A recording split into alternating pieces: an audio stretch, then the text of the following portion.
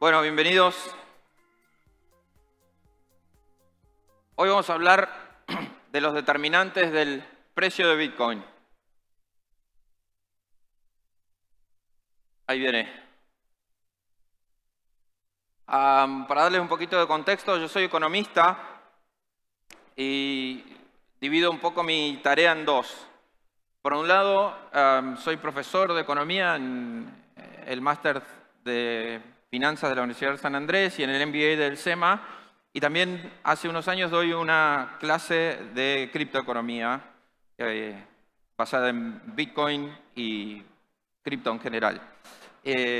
También de Data Science. Y por el otro lado, la otra mitad de mi carrera profesional, soy cofundador de una empresa que se llama Moon Quant Capital que hace bots algorítmicos de trading. Así que básicamente lo que hago es, estoy todo el día mirando la pantalla con el precio de Bitcoin.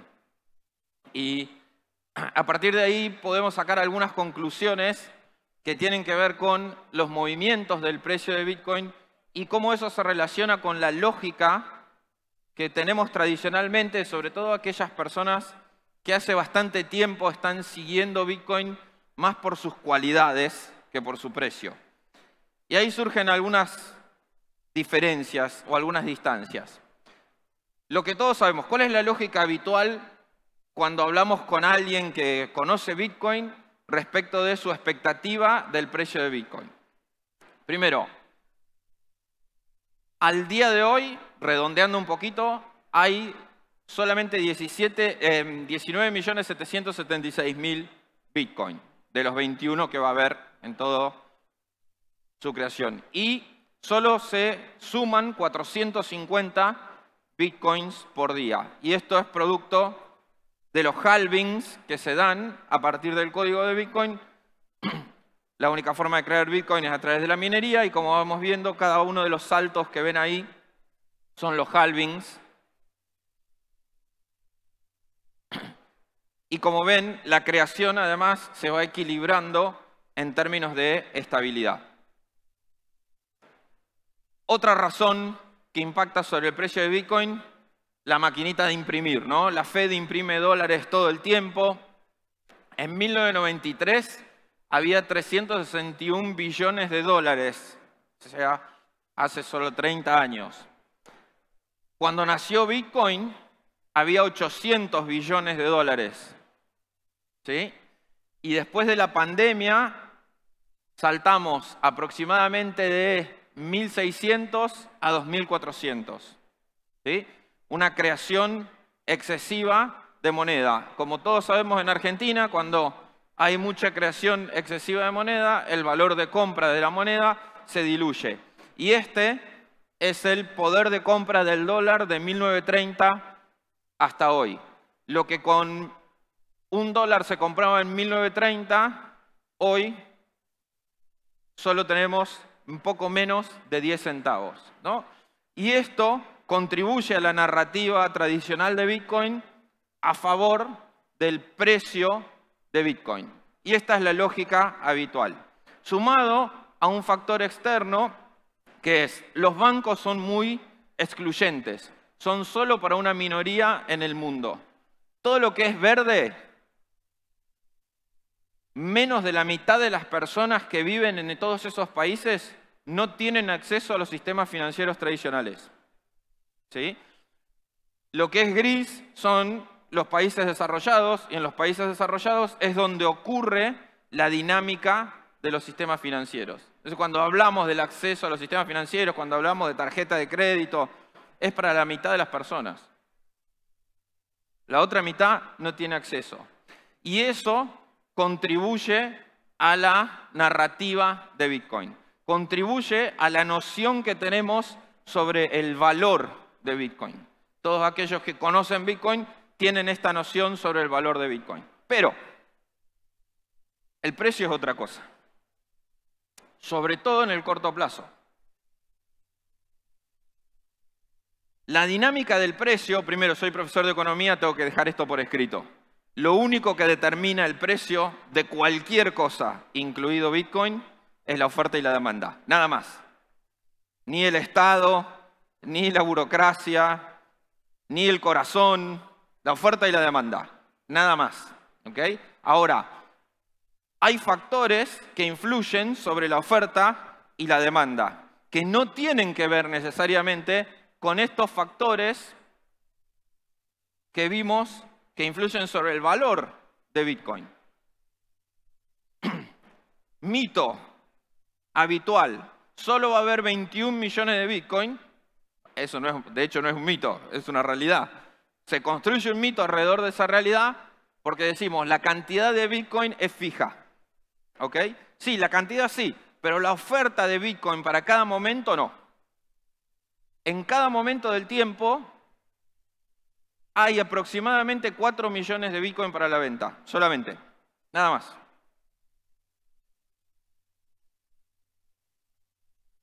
Veamos primero los que están quietos. Hay casi 8 millones de Bitcoin que están o perdidos o que no se movieron, o que están quietos, guardados, no se mueven. Verdaderamente hodleados. ¿Ok? Ahí están los de Satoshi, están los de varios amigos míos que nos dicen, están los perdidos, que son muchos. Estos números pueden variar, es difícil obviamente porque son solamente direcciones, no hay ningún nombre, ¿sí? Pero más o menos se estima que, fíjense, desde 2017 en adelante se estabiliza la tendencia en cerca de unos 8 millones de Bitcoin. Lo que crece es los perdidos y también los holdeados, y eso se estabiliza en aproximadamente unos 8 millones de Bitcoin. Eso no se venden, no están disponibles para la venta. Después hay un indicador que usamos mucho que en inglés se llama Long Term Holder Supply. ¿Okay? Ese indicador mide estadísticamente los Bitcoin, mide UXTOs, digamos, pero para no ponerme muy técnico, simplificamos en los Bitcoin, que no se mueven por más de 155 días. Se preguntarán por qué 155, es lo que da el corte estadístico, es lo que muestran los números, no es caprichoso. Esos están bastante estabilizados arriba de los 12 millones de Bitcoin. ¿Okay? Son el 80% de los Bitcoin. Es decir, el 80% de todos los Bitcoin que existen hasta hoy están quietos en promedio por más de 155 días. Y si están quietos, no están disponibles para la venta. ¿Okay? La variación histórica de esos long-term holders es menos del 5%. Tienen menos de 5% de varianza. Nunca, casi nunca, en muy raros casos se movieron más de 500.000 Bitcoin de esos que son long-term, que no se mueven casi por más de 155 días. Quiere decir que los que tienen Bitcoin, los tienen. Y no están disponibles para la venta. Y eso es el 80% de los Bitcoin. ¿Ok? Veamos un poco ahora los que sí se mueven. Esos, por contraposición, se llaman Short Term Holder Supply. Es básicamente la misma lógica de cálculo. Se toma el parámetro de 155 días, que de vuelta es estadístico. ¿Ok? Y vemos, está corrido, por alguna razón está corrida la línea de tendencia. Esta línea de tendencia tiene que estar acá en el medio, ¿no? ¿Se entiende? Pero hay, al día de hoy, solamente 3 millones de Bitcoin que están líquidos. Es decir, que se mueven menos dentro de ese rango. Y fíjense que la tendencia es absolutamente declinante. ¿Sí? Pasamos casi de 6 millones, la media va a dar un poquito menos de 6 millones, con una tendencia declinante casi a la mitad para terminar cerca de 3 millones de Bitcoin on-chain disponibles para la venta. Esto es on-chain, ¿ok? Directamente en la blockchain. Y hay otros 3 millones, también bastante establecidos desde 2018-2019. Hay otros 3 millones que están en exchanges. Acá se solapan un poquito los datos, en la próxima slide lo aclaro. En todos los exchanges hay 3 millones de Bitcoin disponibles. Los que están en los exchanges están naturalmente disponibles para venta. No quiere decir que están todos puestos en el order book, ¿no? Es decir, no quiere decir que están todos puestos con una orden de venta, pero como están en el exchange, están disponibles. Entonces, primero, importante aclarar, las categorías se solapan, ¿sí? Es muy difícil determinar a ciencia cierta los números, pero podemos decir con cierta lógica que hay entre 2 y 4 millones de Bitcoin disponibles para la venta. Estos son crocantes, el Bitcoin, ¿sí? El que va, el lingote derecho al teléfono, ¿ok? Es decir, Bitcoin puro, siempre y más o menos desde 2018 en adelante, históricamente, entre 2 y 4 millones de Bitcoin disponibles para la venta. Que sean crocantes es importante, la diferencia es bastante sensible para el precio y ahora les voy a contar en un minuto por qué. Pasemos ahora a la demanda. Acuérdense, ¿no? El precio es la oferta y la demanda. Para los que creemos en el ethos de Bitcoin, la demanda de Bitcoin depende mayormente de tres cosas, que está completamente alineado con lo que dependía la demanda de oro históricamente, y de hecho por eso Satoshi crea Bitcoin como el oro 2.0 y le genera todas estas similitudes, incluso terminológicas, minería, etc. ¿Sí? Satoshi habla del oro, Satoshi dice, imagínense un experimento, esto dice literal, un experimento en donde tenemos un metal, pero que no tiene brillo, no tiene bling, no tiene ninguna aplicación industrial, pero tiene una aplicación muy especial que se puede transferir de teléfono a teléfono, ¿no? Entonces, se inspira mucho en el oro y tiene estas características, que es descentralizado, incensurable y escaso. Solo va a haber 21 millones, no lo controla ningún Estado, nadie te lo puede quitar salvo por la violencia, y si te aguantás la tortura, tampoco. Y completamente descentralizado, está en todos los países del mundo distribuidos los nodos. Para los que les interese ver más por qué, en SQR hay un video mío de la BitConf del año pasado donde explico esto en 1 hora, en detalle. Así que les recomiendo ese video para entender el porqué de la demanda de Bitcoin en términos de valor en función de esos tres atributos importantes: descentralizado, incensurable y escaso. Pero cuando hay algo que es tan importante y que la gente se empieza a dar cuenta que es valioso, empiezan a jugar otros jugadores. Y acá entra Wall Street. Para Wall Street, no excluyentemente, digamos, pero el valor de Bitcoin viene porque es seguro, volátil y no es covariante. Esto es un poquito técnico, pero cuando uno arma portafolios, la medida de riesgo tiene que ver con las covarianzas, con cómo varían todos juntos. Bitcoin en muchos momentos del tiempo no va junto con todos los indicadores de acciones, y como no va junto, diversifica, y como diversifica, requiere menos asignación de capital. Es un tema regulatorio, pero además es un tema financiero. Es decir, el 3% de Bitcoin en un portafolio de acciones disminuye el riesgo. Esto es medio contraintuitivo, pero está financieramente probado. Hay varios premios Nobel de Economía que prueban esos modelos. Y entonces, ¿por qué es atractivo para Wall Street? Porque es seguro, porque es volátil, la volatilidad implica posibilidad de retorno, y porque además mejora los portafolios. Pero, generalizando, Wall Street no comparte nuestro ethos sobre Bitcoin. En general, los que están interesados en esas últimas tres cualidades quieren ganar dólares, no quieren tener Bitcoin a largo plazo. Quieren ganar dólares, no Bitcoin. Ahora y rápido. Y esto tiene mucho impacto en el valor de mercado, en el precio de todos los días de Bitcoin.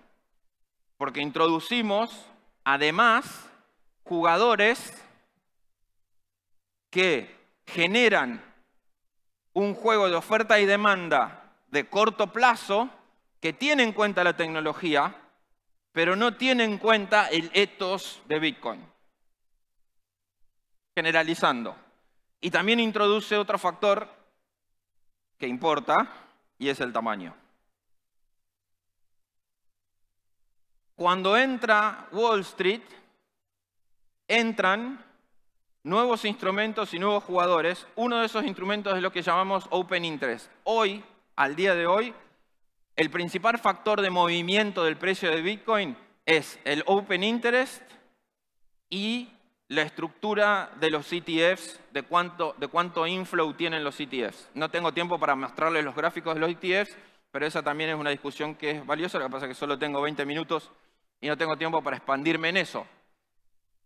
Si ustedes ponen un gráfico, también lo tenía, pero lo tuve que sacar porque no me daba el tiempo. Si ustedes ponen un gráfico del S&P 500 en el intradiario con velas de 5 minutos, copia el precio de Bitcoin, lo copia. Eso quiere decir que en el intradiario el precio de Bitcoin lo mueve Wall Street. Los mismos que compran el S&P, cuando van riesgo on, compran Bitcoin, cuando van riesgo on, venden Bitcoin. No tiene nada que ver con el ethos de Bitcoin que nosotros creemos. Es la estructura especulativa del precio intradiario. Si le ponen el precio diario, hay 2 o 3 eventos que se desacopla, pero en general, en los últimos, después de la pandemia en adelante, hay una copia del S&P con el precio de Bitcoin. Y eso tiene el impacto de la entrada de Wall Street. Entonces, ¿solo esos entre 2 y 4 millones de Bitcoin por día generan todo este movimiento? Bueno, no, porque como hay demanda para ganar dólares, se empiezan a generar instrumentos financieros que tienen Bitcoin como referencia, pero que no son Bitcoin crocantes. Son futuros de Bitcoin, son opciones, perpetuals, ¿sí? Son derivados, ¿sí? Y hay 30.000 millones de dólares al día de hoy en Open Interest, ¿sí? Que son Bitcoins, voy para atrás un segundo, que afectan el precio de Bitcoin, pero que no son Bitcoin. Son contratos de futuros que en algunos casos se pagan en Bitcoin, en otros casos se pagan en dólares, pero que meten un volumen de 30.000, meten un stock de 30.000 millones de dólares con 10 veces el volumen, porque va y vuelve en la compra-venta, ¿no? En el mercado va, vuelve el volumen. Como va y vuelve, se multiplica. Y eso, lo que impacta en el precio es el volumen. Entonces tenemos 30.000 millones de dólares en Bitcoin que no son Bitcoin. Esto está apalancado y es un poco más técnico. Algunos Bitcoin hay atrás de eso garantizando, ¿ok? Pero para simplificar, pongamos 30.000 que no son Bitcoin. Y fíjense el ratio de volumen, ¿sí? En el último día hábil, el 31 de octubre, el 1 de noviembre, el volumen de spot fueron 495 millones y el volumen de perpetuals 3 billones, casi 4 billones, casi 10 veces más. ¿Qué tiene más impacto sobre el precio? Claramente el volumen de los perpetuals. Y ese volumen de los perpetuals está influido directamente por la estructura de, cuando digo Wall Street estoy simplificando, puede haber alguien en su casa operando también que no está en Wall Street, acerca de los instrumentos innovadores que afectan sobre el precio de Bitcoin. Entonces, decía además aparece el tamaño. Con el tamaño aparecen los whales, las ballenas. Habrán escuchado hablar de las ballenas. Los whales tienen la capacidad de afectar el mercado, de manipularlo. Eso vale, digamos. Sobre todo además porque un montón de los mercados de Bitcoin no son regulados y por eso permiten tanto apalancamiento. Como permiten tanto apalancamiento, sube muchísimo más el volumen. Por más que estén esos 4 millones de Bitcoin. Esos 4 millones de Bitcoin usamos unos pocos para garantizar los 30.000 millones de dólares de volumen que hacemos en derivados arriba de esos Bitcoin. ¿Ok? Y entonces, los grandes jugadores tienen la posibilidad de manipular el mercado. Y esto genera dos clases, digamos, importadas del mercado de acciones, importadas del mercado de equities, que en la jerga se llaman dumb money y smart money. ¿Okay? Dinero inteligente, dinero tonto. ¿Okay? Y así se llama en la jerga y así se usa. ¿Cuál es la diferencia entre dumb money y smart money? La información. ¿Ok? Aquellos que tienen más información aprovechan su posición dominante a favor de la información, financiados por aquellos que tienen menos información, que esos son los que se llaman en el mercado dumb money. ¿Ok? ¿Con qué tiene que ver la diferencia de uno y otro? Con el volumen de operaciones, porque con el volumen de operaciones, yo si soy un gran operador, puedo elegir en qué momento tirar el mercado para abajo o tirar el mercado para arriba. Y con la operatoria, les hago rápido porque me quedo sin tiempo. Por ejemplo, yo estoy recién empezando y quiero tradear, entonces compro Bitcoin o me voy largo en un derivado y le pongo un stop loss cortito porque quiero perder poquito. Y entonces en el 1% abajo pongo un stop loss porque no quiero perder. Smart Money ve todo eso y ve todos los volúmenes, y cuando hay 3.000 millones de dólares apalancado con un stop loss, meten una orden de venta, te hacen bajar el precio 1%, te compran los stop losses automáticos y automáticamente vuelve a subir el precio a nivel anterior. ¿Qué quiere decir? Con tu stop loss cortito del 1% fuiste dumb money y financiaste al grande que tenía la información y la capacidad de bajarte el 1% del mercado. Y eso no tiene nada que ver con los valores que generan el valor de Bitcoin, con el ethos de Bitcoin. Es especulación que impacta en el precio de Bitcoin de día a día. Y vale, y es imposible de prohibir o de eliminar. Es lo que vale y es como es el mercado. Por eso es importante tratar de diferenciar cuál es el precio que estimamos que se asocia con el valor de Bitcoin y cómo podemos diferenciarlo del precio del día a día de Bitcoin, que tiene mucho impacto en estos elementos. Una de las formas posibles, no es exacta, pero es una de las formas posibles, es un indicador que está en todas las plataformas, lo pueden ver, lo buscan, se llama Realized Price. Es un cálculo un poquito complejo y algo caprichoso, pero básicamente el Realized Price es la suma de todas las partes de Bitcoin que se llaman UXTOs, pero para simplificar le digo, es la suma de todos los Bitcoin a cada precio que se compraron. Y eso multiplicado por el precio da el total. ¿Ok? Entonces, el cálculo es un poquito más complejo que eso, pero para darles la noción, es cada Bitcoin que se compró a ese precio sumado, todo, el total. Y el Realized Price tiene 3 escalones. En la primera etapa era $5.000, en la segunda 20 y hoy 30.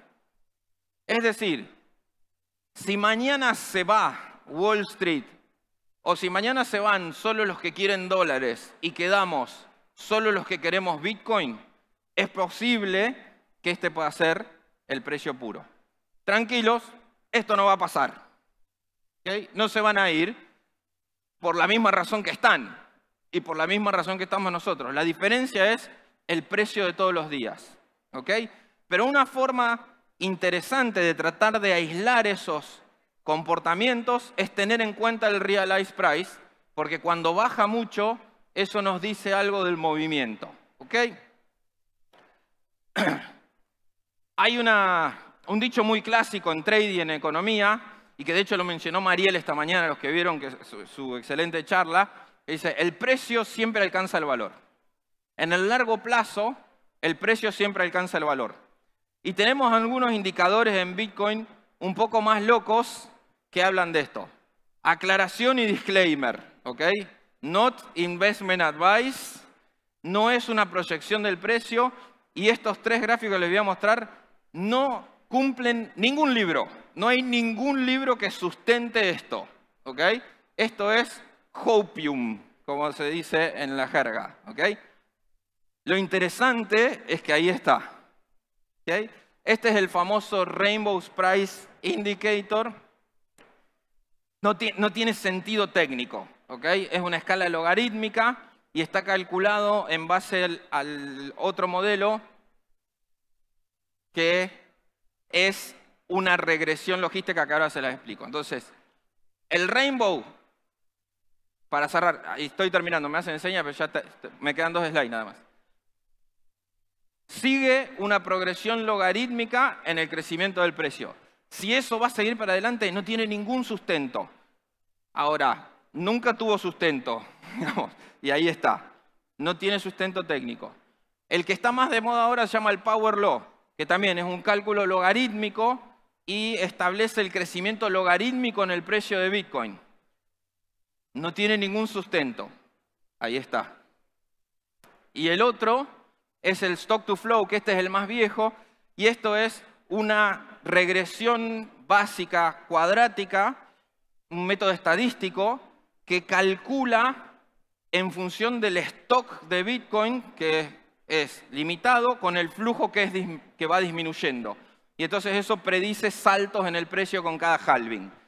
No tiene ningún sustento, falló un montón de veces, pero bueno, de alguna manera va haciendo el catch-up todas las veces con la expectativa. Cerrando, lo puse en inglés para que... La dinámica de precio toma en cuenta cientos de factores que la dinámica del valor ignora. El ethos de Bitcoin que compartimos nosotros hace al valor. El smart money que definimos recién usa a su favor mucha información disponible para financiarse con decisiones del corazón de los que creen en el ethos. ¿Ok? Consejo, si se puede, don't be dumb money. ¿Ok? Si van a tradear, be smart money. ¿Cómo se hace eso? Con información. Hay mucha y es gratis. Es importante tomarla. Si crees en el ethos, en la filosofía, en la tecnología y en la mística de Bitcoin, hay una buena receta que es hodl, relax and enjoy the ride. Gracias.